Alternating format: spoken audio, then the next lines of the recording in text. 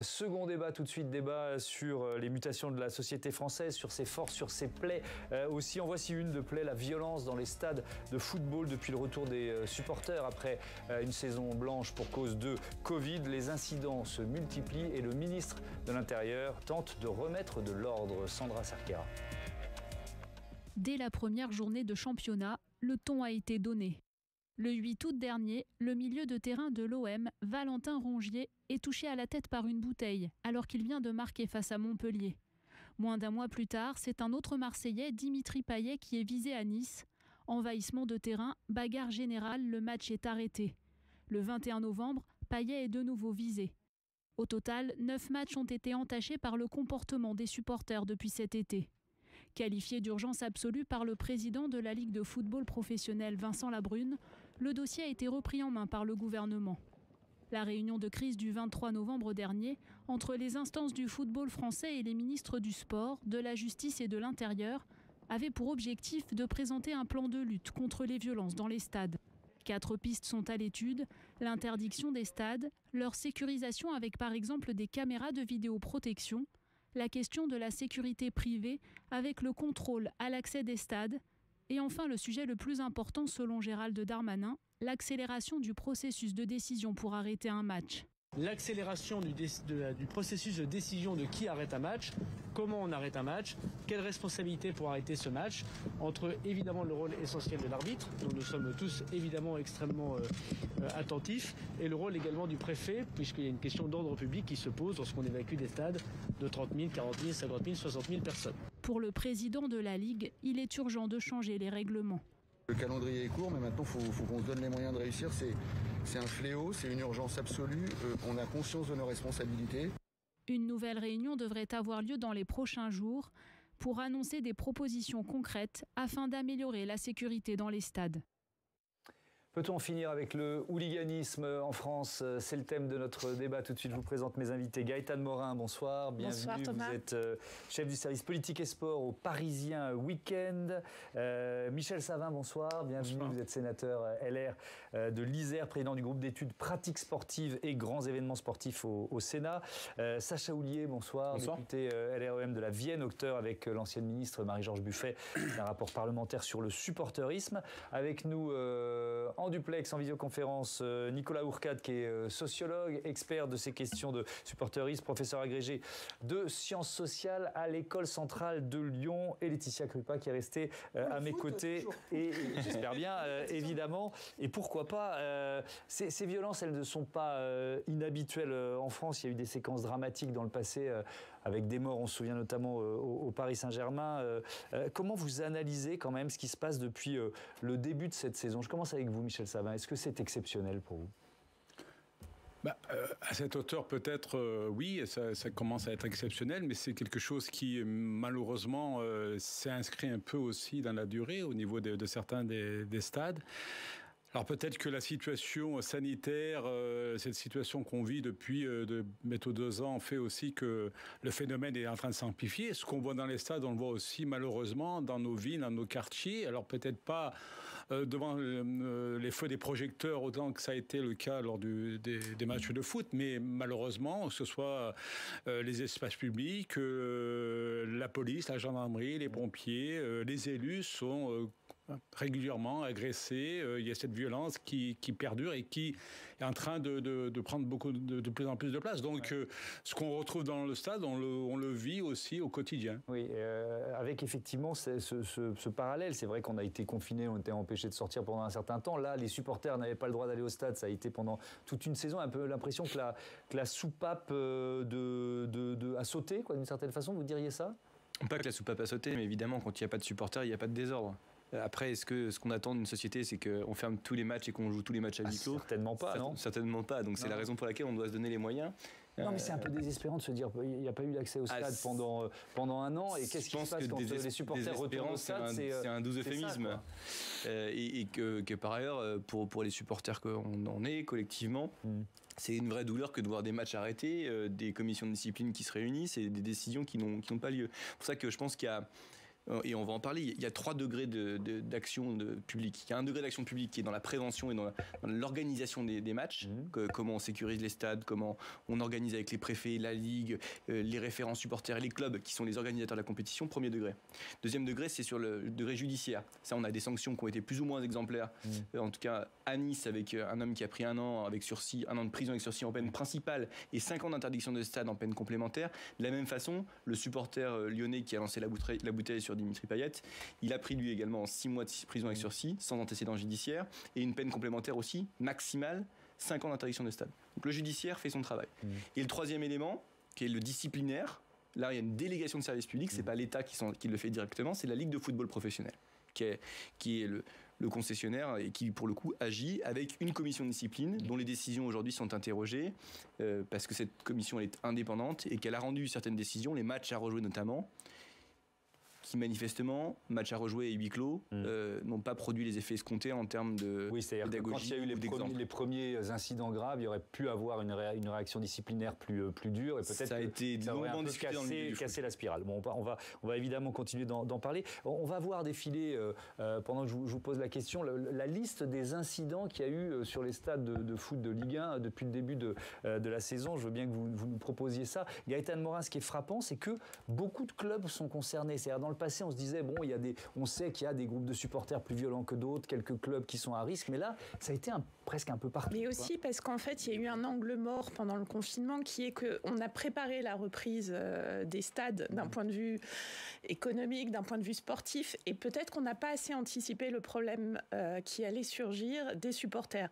Pour 2 raisons. La première, c'est que d'abord, il y a eu des interdictions de stades qui ont été levées, puisque le temps du confinement a quand même été assez long, et le temps du huis clos aussi.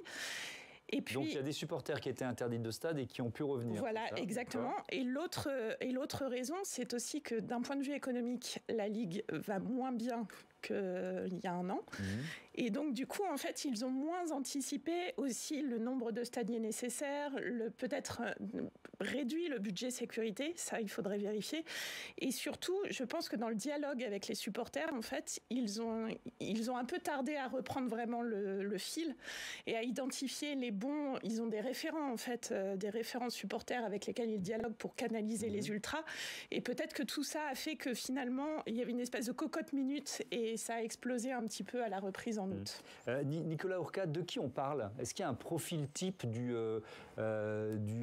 alors, on fait la différence. Il y a les ultras d'un côté et il y a les hooligans de l'autre. Donc, est-ce qu'il y a un profil type, on va dire, des hooligans, par exemple? Déjà, par rapport à la situation actuelle, pour répondre à votre question au début de l'émission, oui, on est dans une situation exceptionnelle et c'est important de le souligner. Depuis les drames que vous avez évoqués, 2009-2010, où il y a eu 2 morts en 2006, puis en 2010 autour du PSG, puis un supporter toulousain qui est mort en 2009 à Belgrade, on n'avait jamais eu autant d'incidents autour des matchs de football français. Donc ça, c'est vraiment un constat qui est important, qu'on explique, comme plusieurs intervenants l'ont dit, en partie par la conjoncture particulière, une excitation très forte avec le retour du public dans les stades, qui a donné lieu à la fois du positif avec beaucoup de ferveur, mais aussi avec du négatif avec des incidents. Et aussi, comme ça a été souligné, un déficit organisationnel, puisqu'on avait perdu des compétences pendant la crise. Mais par rapport à ces incidents, ce qu'il faut relever, c'est qu'il y a plusieurs types d'incidents qui ne sont pas similaires. Il y a eu des bagarres entre groupes de supporters dans les stades, à Angers, Marseille notamment, autour des stades, dans les centres-villes, et qui sont des bagarres relativement classiques, mais à un niveau plus important que d'habitude, et ça c'est préoccupant. Mais il y a aussi eu des phénomènes individuels qui ne sont pas du tout liés aux ultras. Les jets de projectiles sur les joueurs sont partis d'autres tribunes ou en marge des tribunes des ultras et pas par des membres actifs de ces groupes. Donc on est face à 2 phénomènes différents. D'une part, des groupes ultras qu'on identifie et qui peuvent causer des débordements à certains moments, et d'autre part, un défouloir pour quelques individus isolés, ce qui est beaucoup plus difficile à prévoir parce que globalement, ils ne sont pas connus. Donc pour finir, ça suppose 2 leviers d'action, comme Sacha Houlier l'a dit. D'une part, sur le comportement des supporters, et d'autre part sur l'organisation des matchs. Et s'il faut des sanctions disciplinaires sur les clubs, il faut fondamentalement des sanctions individuelles sur les fauteurs de troubles, parce que c'est comme ça qu'un grand pays comme l'Angleterre, par exemple, a lutté contre l'hooliganisme en ciblant les fauteurs de troubles et pas en sanctionnant systématiquement, collectivement, les clubs et l'ensemble des supporters. Oui, On a les moyens de les trouver puisqu'il y a de la vidéosurveillance dans tous les stades. On va y revenir évidemment. Laetitia, ce qui vous a frappé, c'est que plusieurs animateurs qui sont d'anciens joueurs en appellent directement au président de la République. Oui, on avait l'habitude de Nicolas Sarkozy, qui était très interventionniste sur le football. Déjà, en tant que ministre de l'Intérieur, il avait mis des lois et puis ensuite président, il avait fait... il avait eu plusieurs comme ça mesures contraignantes pour le foot parce qu'on sait que c'est un spectateur de football, peut-être que c'est un joueur également, ça je ne sais pas. Emmanuel Macron, on a vu qu'il chaussait des crampons quand il fallait le faire, quand il fallait faire la belle photo, et c'est vrai que ça a commencé en septembre. Jérôme Rotten, par exemple, sur RMC, appelle le chef de l'État à réagir, écoutez-le. Moi, j'en appelle à Macron. C'est le président qui doit prendre ses responsabilités aussi. Le football aujourd'hui a une part très importante dans l'économie de la France, donc je suis désolé. Quand ça part en vrille, c'est à lui de régler le problème aujourd'hui. C'est peut-être un peu facile, on se dit que quand on ne sait pas quoi faire, on en appelle au chef de l'État. Mais il y avait aussi sur le plateau Pascal Aumeta, ancien joueur, qui lui a dit moi je vais carrément envoyer un SMS.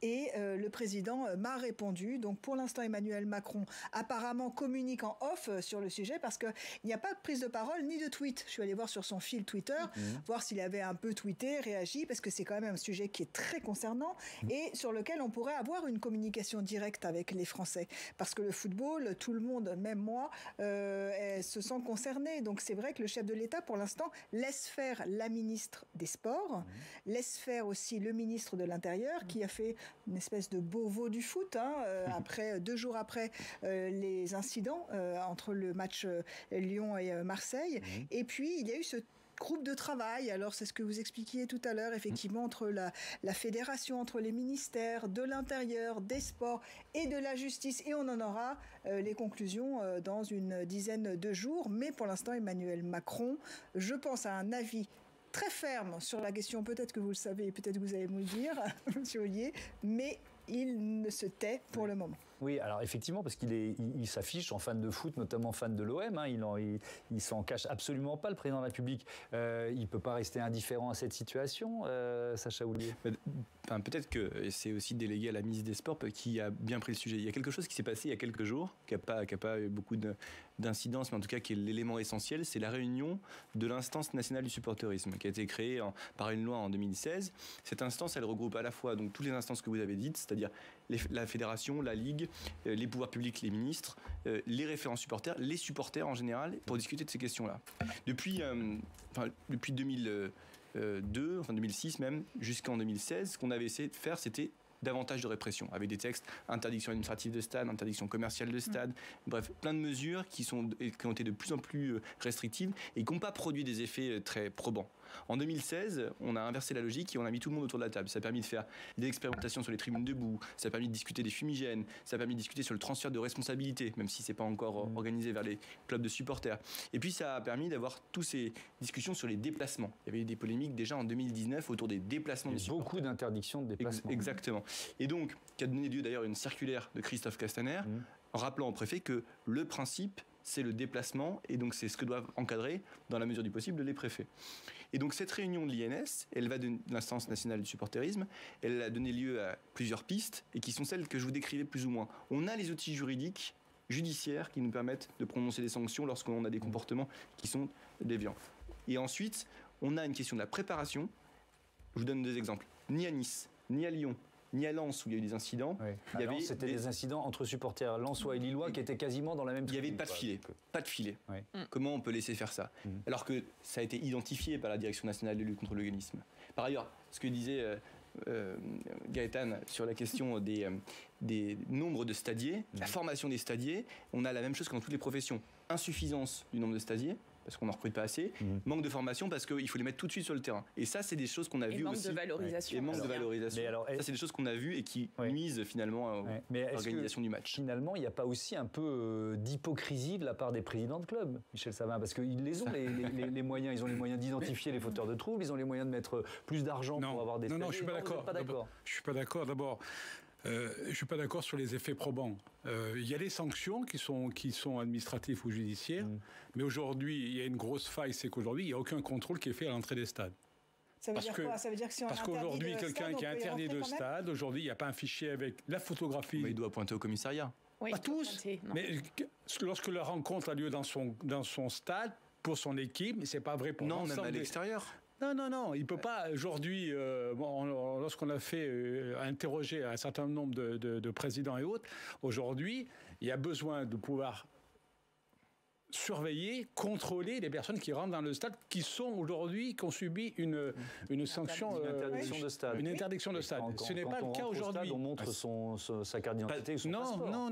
Moi, je peux vous dire que quand je vais au Parc des Princes, vous achetez votre billet, vous rentrez avec votre billet. Vous rentrez avec votre billet, mais vous rentrez pas. On ne montre pas une carte d'identité lorsque vous rentrez dans le stade. Alors, ça dépend des clubs. À Paris, c'est systématique. Peut-être qu'à Paris, c'est systématique, mais c'est pas dans tous les clubs. Et deuxièmement, aujourd'hui.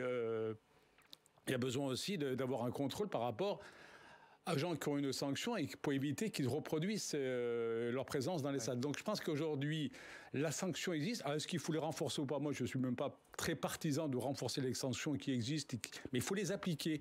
Aujourd'hui, elles ne sont pas appliquées ou pas assez appliquées. Donc c'est un premier volet sur lequel nous devons travailler, mais ça, là, vous avez raison, c'est la loi à mettre en place un dispositif de permettre le meilleur contrôle.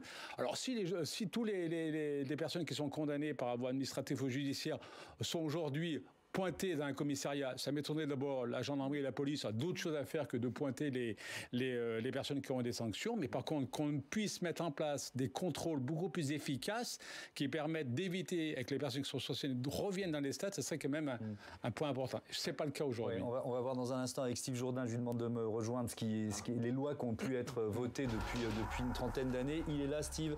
Rebonsoir. Effectivement, ça fait 30 ans qu'on légifère. Oui, depuis le début des années 90, Thomas, au total, en 30 ans, 6 grands textes de loi ont été adoptés pour lutter contre les débordements. Premier grand texte, il est adopté en 1985. Je vois Sacha Houlier qui n'est pas tout à fait d'accord, mais peut-être on va vérifier. Faites votre chronique et puis on verra après. Le premier grand texte, 1985, c'est la Convention européenne sur les violences des spectateurs. Cette convention oblige les clubs à mettre en place des dispositifs de prévention aux violences, comme la séparation des supporters d'équipes rivales dans les gradins. Deuxième grand texte, Sacha Houlier, 1993, avec la loi impulsée par Michel Alliot-Marie. Michel Alliot-Marie, ministre de la Jeunesse et des Sports du gouvernement Balladur. Cette loi prévoit une peine d'interdiction de stade pour les supporters les plus violents. C'est une mesure répressive qui est prononcée par un tribunal. Cette peine ne peut excéder 5 ans. On avance un peu, Thomas.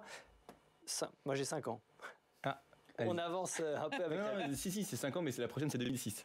Ah oui, après, on avance un peu. Là, attendez, il y a 1995 d'abord. La loi Pasqua, la loi Pasqua de 1995, elle permet, cette loi, d'obliger les clubs à assurer un service d'ordre dans certaines conditions. Mais il faut attendre 2006, Sacha Houlier, et la loi du 23 janvier pour franchir une nouvelle étape. Cette loi instaure les interdictions administratives de stade. Il ne s'agit plus d'une sanction pénale prononcée par un tribunal. Ça, c'était ce qui était prévu par la loi de 1993. Désormais, le préfet peut interdire par un simple arrêté à un individu de se rendre dans un stade ou aux abords d'une enceinte sportive si cet individu constitue une menace pour l'ordre public. Donc là, j'ai 4 textes là. Voilà, le prochain arrive. 5 ans plus tard, Thomas, on va encore plus loin avec la loi du 14 mars 2011. Avec cette loi, les autorités peuvent restreindre la liberté d'aller et venir des personnes qui se revendiquent de la qualité de supporters et qui se comportent comme tels aux abords des stades. Et puis, dernière mesure en date, Thomas, la loi de 2016 sur le hooliganisme, elle permet au club de refuser la vente de billets ou d'abonnements aux supporters violents. Elle permet aussi au club de constituer des fichiers pour recenser ses spectateurs. Alors, faut-il aller plus loin? Est-ce qu'il faut adopter un nouveau projet de loi, une nouvelle loi? Pour l'instant, du côté du gouvernement, on nous dit que l'urgence est surtout d'appliquer les textes qui existent. Oui, de mieux appliquer les textes existants. Merci Thomas. Steve. Merci Sacha Houlier. Merci à vous. Finalement, on est d'accord. On est totalement d'accord. Bon, très bien. Est-ce qu'on peut s'inspirer du modèle britannique, Gaëtan Morin? Alors, le modèle britannique, effectivement, a permis en tout cas d'endiguer le hooliganisme. Je crois que notre confrère, Monsieur Ourcade, en a parlé tout à l'heure, dans les stades en Angleterre, où il était très endémique. Il se trouve qu'en Angleterre, je ne suis pas sûre que ce soit totalement duplicable en France, mais en tout cas, ce qu'il faut se dire, c'est que l'interdiction de stade va jusqu'à 10 ans. Nous, chez nous, c'est 5 ans. Que par ailleurs, ils ont pris des mesures très très fortes d'un point de vue punitif. compétitif. Ils ont augmenté le prix des billets. Aussi, oui. Alors ça, c'est un aspect économique qui n'est pas neutre. Ouais. Exactement, pour finalement endiguer une partie de la population qui était présumée violente, mais présumée pauvre. Voilà. Ensuite, ils ont... Et surtout, en fait, dans le parquage au sein du stade, ils sont à 2 mètres des joueurs. Donc déjà, l'envahissement de terrain, c'est pas trop possible. Et surtout, ils sont vraiment dans des zones très délimitées. Ils sont pas du tout au contact de l'équipe adverse, en fait. Et ce qui fait que ça permet aussi d'éviter de se chauffer les uns les autres. Et je pense que ça, en revanche, ça pourrait être une piste par chez nous. Mais Sacha Ollier, si les lois existent et que le gouvernement décrète qu'il n'en fera pas d'autres parce que celles-ci suffisent et que les incidents se multiplient, ça veut bien dire que les lois ne sont pas respectées. Monsieur vous a testé. Non, mais quand on vous écoute, c'est vrai, monsieur, on voit que malgré des interdictions de stade, on peut entrer dans les stades, etc. Comment faire? Enfin, je veux dire, là, on est face à un dilemme très concret. Et que les lois existent et qu'elles soient suffisantes, on l'a démontré avec Marie-Georges Buffet dans le rapport qu'on a commis. C'est-à-dire sur les interdictions judiciaires qui sont appliquées, celles qui ont été prononcées à l'encontre des fauteurs de troubles à Nice ou à Lyon, sur les interdictions administratives qui au départ devaient permettre le temps de la procédure d'interdire aux gens d'aller au stade avec les pointages obligatoires normalement au commissariat, que ce soit sur des matchs à domicile ou des matchs à l'extérieur. La personne ne pouvant pas aller se promener partout en France pour voir son équipe à l'extérieur lorsqu'elle est interdite de voir son équipe. Et les interdictions commerciales qui sont utilisées à Paris pour 70 personnes environ et à Lens récemment après les incidents de Lens-Lille. Donc c'est appliqué. Voilà. En revanche, ce qu'on voit aujourd'hui et ce qui est vraiment et ce qui peut être appliqué très rapidement, c'est l'équipement des stades. Donc la responsabilité qui pèse sur les clubs. Je parle du filet. Le nombre d'agents qui sont présents, le respect des préconisations de la Direction nationale de lutte contre le hooliganisme en amont des matchs, y compris avec même la publication de ces préconisations qui peut être faite. L'implication des référents supporters qui siègent dans ces réunions de préparation et qui met chacun devant ses responsabilités. Tout ça, c'est des éléments qui peuvent être mis très rapidement en place et qui peuvent changer la donne sur l'organisation des matchs. Comment on fait plus de contrôle? Parce que c'est ce que je comprends. Hein, moi, je trouve que d'aller sur cette voie-là, c'est pas, à mes yeux, c'est pas répondre au vrai problème. Parce que vers quoi on va arriver? On va voir arriver une désaffection du public familial qui n'ira plus dans un stade parce qu'il y a des grillages de partout, parce qu'il y a des boucliers pour protéger les joueurs, pour tirer un corner. Ça va être un problème aussi de l'attractivité. Totalement. Voilà, il y a une population de plus en plus riche qui va au stade et peut-être moins d'ambiance aussi. Voilà, moins d'ambiance. On va au stade parce qu'il y a de l'ambiance et parce qu'il y a des ultras qui mettent l'ambiance. C'est aussi ça le sport et le foot. Mais qu'on mette de l'ambiance dans un stade. Qu'on mette de l'ambiance. Je fais la différence entre ultra et hooligan. Voilà. Mais qu'on mette de l'ambiance dans un stade, c'est tout à fait normal qu'il y ait des chants dans les stades, qu'il y ait des supporters. Mais on parle de violence et aujourd'hui de sécurité dans un stade. Aujourd'hui, vous avez des familles qui ne vont plus dans un stade de foot. Parce qu'aujourd'hui, ils ne veulent plus emmener un enfant. Le risque de, soit à l'intérieur, soit à l'extérieur du stade, d'avoir des agressions.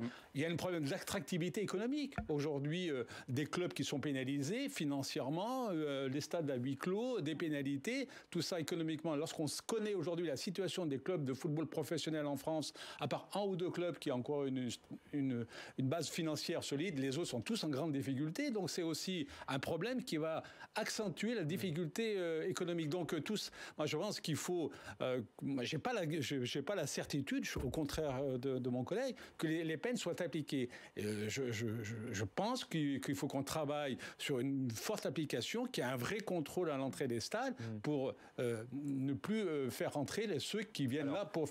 C'est même à l'extérieur des stades. Tout à l'heure, monsieur disait... Aujourd'hui, on organise des rencontres entre supporters à l'extérieur. On organise des bagarres sur les parkings, sur les voies. Ça arrive, il y a des rendez-vous qui sont donnés.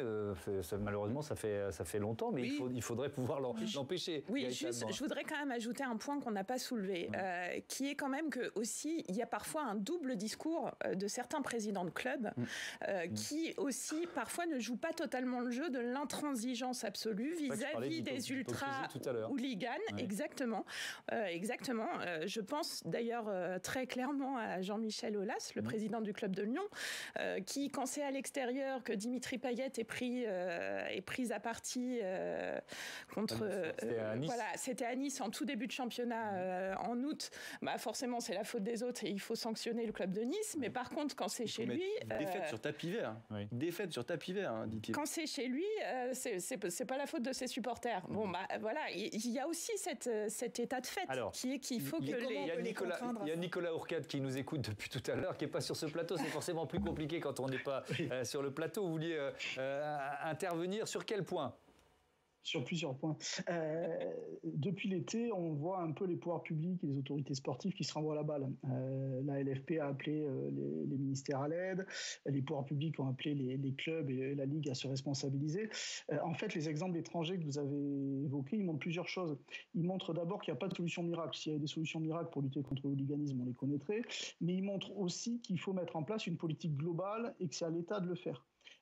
En Angleterre, vous avez évoqué la politique globale qui a été mise en œuvre, j'y reviens pas, mais en Allemagne, il y a une autre politique globale qui est mise en place au même moment dans les années 90, qui est différente et qui est tout aussi intéressante.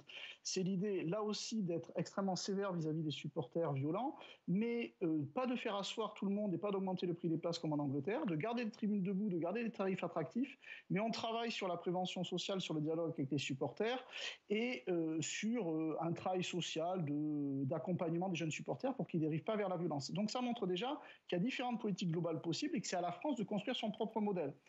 Et que dans tous les pays, il faut une articulation, comme Sacha Houlier l'a dit, entre répression et prévention. En ce qui concerne la loi et son application, la loi actuellement, elle est suffisante. Il n'y a pas de nécessité de la changer, elle permet de traiter le problème.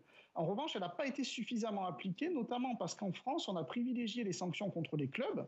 Qu'un club qui organise mal un match soit sanctionné, ok. Mais on a privilégié les fermetures de tribunes, les huis clos, alors qu'en Angleterre ou en Allemagne, pour lutter contre le hooliganisme, comme je l'ai dit, ils ont sanctionné individuellement les fauteurs de troubles. Et c'est là-dessus qu'on n'a pas été suffisamment bon. Et c'est aussi depuis août qu'on n'a pas été aussi actif qu'on aurait dû l'être sur le dialogue avec les différents acteurs. Par exemple, Sacha Houlier évoquait l'instance nationale du supporterisme. Malgré les demandes pressantes de certains membres, puisque je fais partie de cette instance, elle n'a pas été réunie entre août et décembre, alors qu'on était dans une situation extrêmement critique. Donc aujourd'hui, il faut des sanctions individuelles contre les fauteurs de troubles. Je vous rassure, les interdictions judiciaires et les interdictions administratives sont bel et bien contrôlées par du pointage. En revanche, ce qu'on ne peut pas contrôler, c'est quand une interdiction est mise en place par le club parce qu'il n'a pas les moyens de police pour les vérifier. Et je rassure les auditeurs et les téléspectateurs, une interdiction prononcée par le club, c'est pas à vie. La loi ne le définit pas clairement, il mériterait d'être précisé, mais c'est maximum 18 mois. Donc, en résumé, moi, ce que j'espère, c'est qu'avec ces réunions qu'on a vues ces dernières semaines, on mette enfin en place une politique globale en articulant différents leviers et en responsabilisant tout le monde. Mais il faut maintenant que l'impulsion vienne vraiment de l'État et qu'on applique la loi et les différentes mesures qu'on a à notre disposition. Et quand vous dites, Nicolas Orcade, qu'il faut accentuer les sanctions individuelles, cas d'école, comment on fait dans le cas de la tribune d'Auteuil, qui est la tribune qui met l'ambiance au Parc des Princes, qui fêtait ses 30 ans. C'était le 20 novembre dernier. Belle fête, hein, j'étais au stade. Mais les clubs de supporters, ils ont dégainé environ 550 fumigènes. Avec la fumée qu'il y avait, je ne sais pas, même avec les caméras, comment on peut retrouver ceux qui tenaient les fumigènes. Vous voyez ce que je veux dire ? Mais c'est une excellente remarque que vous faites, parce qu'on a un gros problème aujourd'hui avec les sanctions disciplinaires qui sont à peu près les mêmes pour l'allumage de fumigènes festifs que pour les jets de fumigènes sur le terrain ou que pour des violences graves comme celles qu'on a vues depuis août. Et donc, l'une des difficultés qui a été pointée par plusieurs acteurs du football, c'est que les sanctions de la commission de discipline de la Ligue, elles ne sont pas lisibles. Elles ne sont pas proportionnées, on ne comprend pas véritablement comment elles sont appliquées. Donc il est nécessaire de les repenser, de responsabiliser les clubs, mais avec des sanctions claires. Et sur les fumigènes, Sacha Houlier me semble l'a rappelé, on est en train de mettre en place actuellement une expérimentation pour un allumage contrôlé des fumigènes.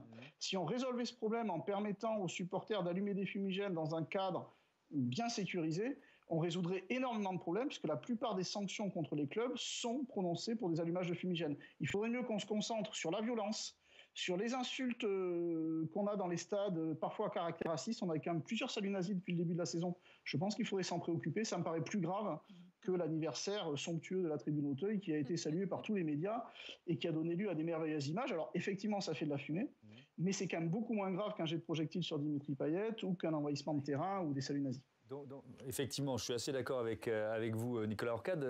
Sacha Houlier, ça veut dire quoi ? Il faut revoir effectivement l'échelle des sanctions en fonction des actes ? Non, d'abord, ça veut dire que les sanctions, elles doivent d'abord être appliquées pour les faits qui sont les plus graves dans les stades, c'est-à-dire les violences, les comportements inappropriés, le racisme, l'antisémitisme. Oui, mais craquer un fumigène, c'est pas très grave. Justement, j'y viens. Juste une précision sur les interdictions commerciales qu'on a décrites tout à l'heure. Oui. C'est aujourd'hui maximum 100 personnes en France contrôlées par le club, et les clubs comme le Paris Saint-Germain par exemple ont fait l'objet d'une déclaration auprès de la CNIL pour pouvoir avoir un fichier et pouvoir contrôler les personnes, raison pour laquelle il y a ce contrôle d'identité au Parc des Princes. Donc il n'y a que 100 personnes en France. 70 à peu près au Parc des Princes, il y a une trentaine à Lens. Sur les interdictions commerciales de stade, aujourd'hui ça ne semble pas beaucoup parce que non, c'est pas beaucoup. Ça veut dire que parce que les clubs aujourd'hui sont hypocrites vis-à-vis de leurs supporters, j'y reviens. Tout à fait. Oui, mais il faut contraindre les clubs aussi si on les laisse être sur les fumigènes. Sur les fumigènes, il y a quand même une grande hypocrisie. D'abord, pourquoi c'est interdit les fumigènes au départ? Parce qu'on cherche à protéger des brûlures. Quand on demande à tous les clubs depuis 10 ans, combien de supporters ou combien de types de brûlures il y a eu dans les stades, combien de cas de brûlures il y a eu dans les stades, c'est 0. Et on a fait cette démarche-là avec quasiment tous les clubs de Ligue 1. Ouais. Donc, il y a quand même là, il y en a eu pour les 30 ans de la Tribune Auteuil. Sur des brûlures? Oui. Parce qu'il n'y a jamais de déclaration sur ces questions. Pardon, mais bon. Et donc sur ces questions-là... Ça a pris feu, les pompiers sont intervenus, bref, il y en avait quand même un peu trop des fumigènes. C'était beau, mais il y en avait un peu trop. Ça aussi, c'est parce qu'on a systématisé les sanctions, c'est la même sanction s'il y a une fumigène ou s'il y en a 500. Bon, ça c'est un problème aussi d'IDAI. Sur ce sujet-là, on a effectivement un sujet de légalisation, d'encadrement et par ailleurs de transfert de la responsabilité, parce que le problème aujourd'hui, c'est le club qui organise qui est responsable des fumigènes qui sont craqués par ses supporters. Donc il y a une espèce de dialogue un peu hypocrite aussi là qui s'installe. Alors que si on organisait le transfert de la responsabilité vers l'association de supporters qui craquent, avec les responsabilités civiles et pénales qui sont liées et qui seraient sur le président de l'association de supporters, là on aurait peut-être beaucoup plus d'autorégulation et beaucoup plus de contrôle sur l'usage des fumigènes. On en revient à la question du début de ce débat, que fait Emmanuel Macron? Et ça, pour le coup, c'est quelque chose qu'on a écrit dans le rapport avec Marie-Georges Buffet, qu'on a proposé et qui est en débat à l'INS. Donc on ne perd pas espoir pour que ce soit un mot de conclusion. Il nous reste juste un point. Tout à l'heure, on a parlé, qu'on comparait la France avec l'Angleterre et l'Allemagne. Il y a 500 interdictions de stade en France. Il y en a 6 000 en Allemagne. Il y en a 10 000 en Angleterre. Voilà. Donc, quand je dis, et quand on est plusieurs à dire que les sanctions ne sont pas appliquées au niveau, lorsqu'il y a des sanctions administratives ou des clubs par rapport à l'interdiction de rentrer, 70 personnes, mais c'est ridicule. Commercial, parce que c'est... Oui, c'est des actes qui ont été produits dans un stade et le club sanctionne la personne qui n'est pas passée au tribunal ni passée à la sanction administrative, mais si elle a été sanctionnée, c'est qu'elle a fait des actes qui sont répréhensibles. Donc elle ne doit pas être dans un stade et on doit contrôler 70 personnes. Merci beaucoup, merci à tous, merci Nicolas Ourcade, merci à tous les 4